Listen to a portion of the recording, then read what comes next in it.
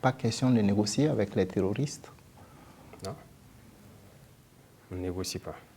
Il n'y a pas 1 centimètre de ce territoire-là qu'on va négocier. On ne donnera rien, pas 1 franc du contribuable. Si le contribuable nous donne 1 franc, on préfère payer des armes que de négocier. Je pense qu'on a mis ça dans la tête des gens pour nous garder longtemps dans la guerre. Non.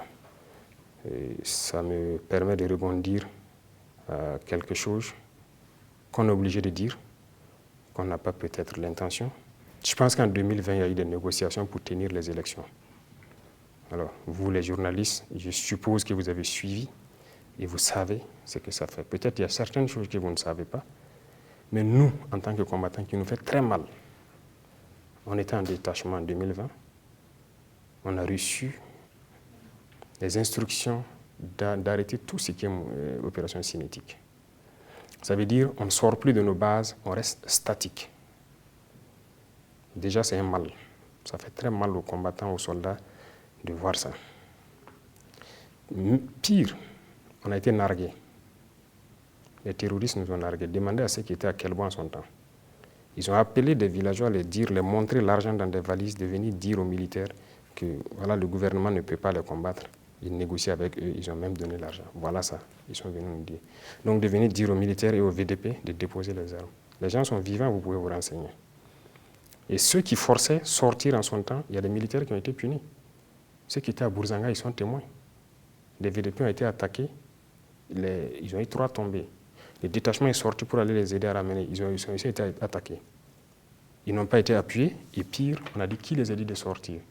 Plusieurs personnes ont connu ces situations. Ça a fait tomber la combativité. Donc les militaires étaient découragés. Ils ne savaient plus c'est quoi ce problème.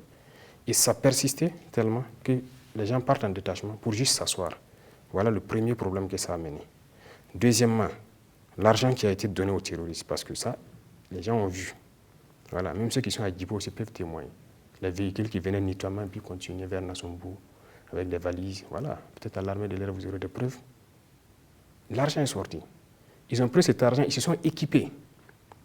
Ils se sont bien installés. Et c'est à partir de ce moment que nous avons commencé à entendre des voix d'enfants au poste. Parce qu'ils ont payé beaucoup de transmissions, ils ont créé un réseau. Et une fois que le réseau a été bien créé, bien stabilisé, ils ont commencé à détruire tous les pylônes.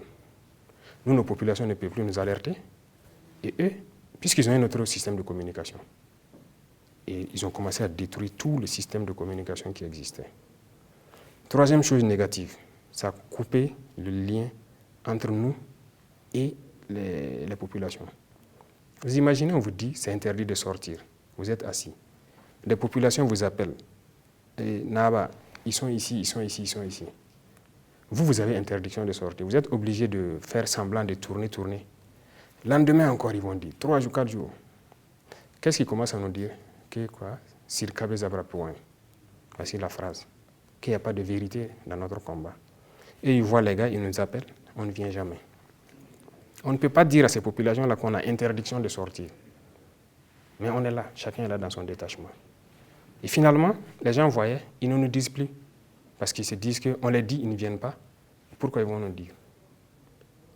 Il y a eu beaucoup d'effets. Voilà ce que négocier donne. C'est juste déplacer le problème.